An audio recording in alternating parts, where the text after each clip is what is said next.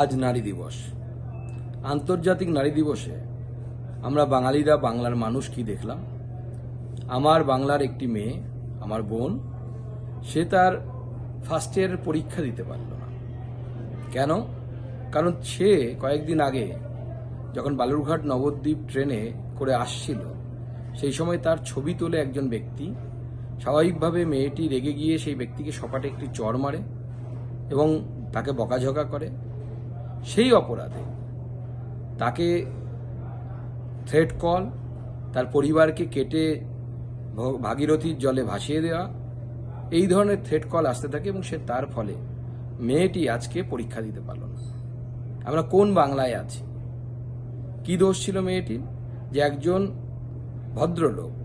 ভদ্রলোক বলা উচিত কি না আমার মনে হয়, আমার জানা নেই, যার বয়স তার বাবার বয়সের কাছাকাছি, সে মেয়েটির চুপ করে ছবি তুলছিল, বুক, পেট এবং অন্যান্য জায়গার অশ্লীলভাবে ছবি তুলছিল বা ভিডিও করছিল বলা ভালো।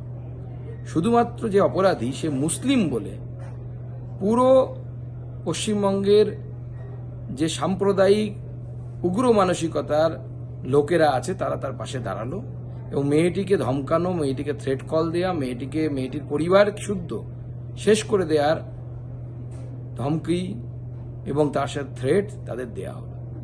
মেয়েটি আজকে পরীক্ষা দিতে পারেনি, এরপরেও পরীক্ষা দিতে পারবে কিনা জানি না।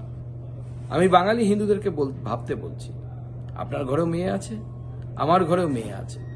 আজকে শুধুমাত্র একটি মেয়ের অন্যায়ের সাথে ঘটে যাওয়া অন্যায়ের প্রতিবাদ করার জন্য যদি মেয়েটি পরীক্ষা দিতে না পারে, আগামী দিনে আপনার মেয়ে যদি কোথাও ট্রেনে, বাসে, ট্রামে এই ধরনের অপরাধের সম্মুখীন হয় বা এই ধরনের অভিজ্ঞতার সম্মুখীন হয়, তারা প্রতিবাদ করতে পারবে তো?